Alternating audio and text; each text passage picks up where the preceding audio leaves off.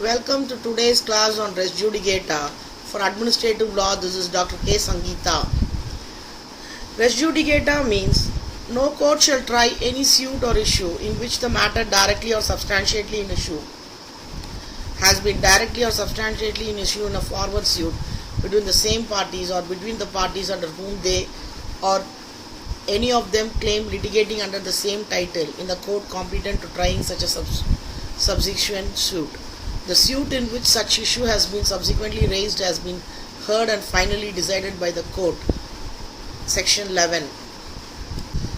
Object of res judicata: give finality to the judgment of the court, protect a person from endless proceedings, avoid a redetermination of same issues which have already been adjudicated upon.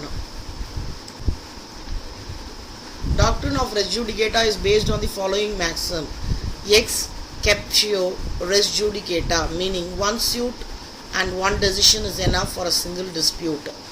Nemodet bis vexaris pro uno et endem causa, meaning no one ought to be vexed twice for one and the same cause. Interest republicae at sit finished litium, the interest of the state there should be an end to a litigation.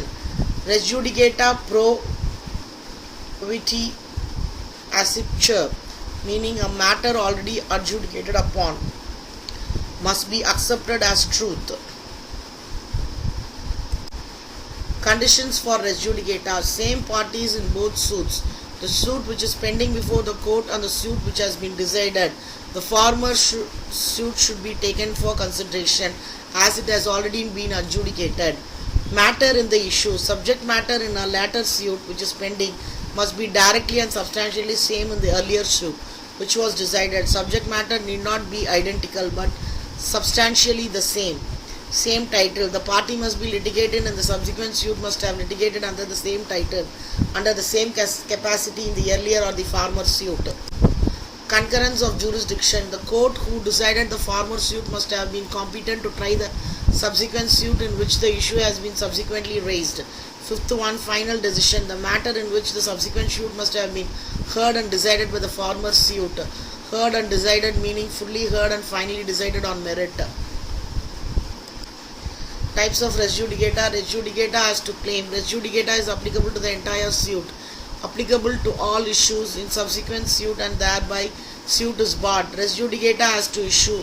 Res judicata is applicable to some or the particular issue out of many issues in a subsequent suit, as in section 11 the state that no court shall try on any suit or issue already decided.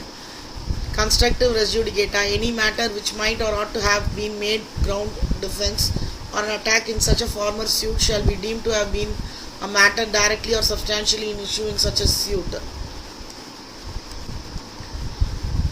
Difference between res sub judice and res judicata. Object of res sub judice is to prevent two parallel litigation and avoid conflict of judgment, but res sub judice trial of subsequent suit is stayed.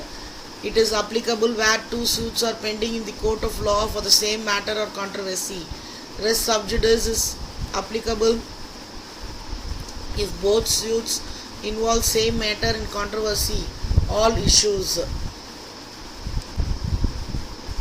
Object of res judicata is to give finality to the decision given by the court, but by res judicata trial of subsequent suit is barred.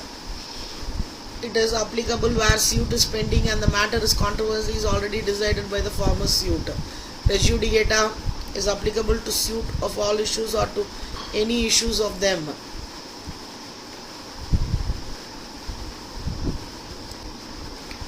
Thank you for listening.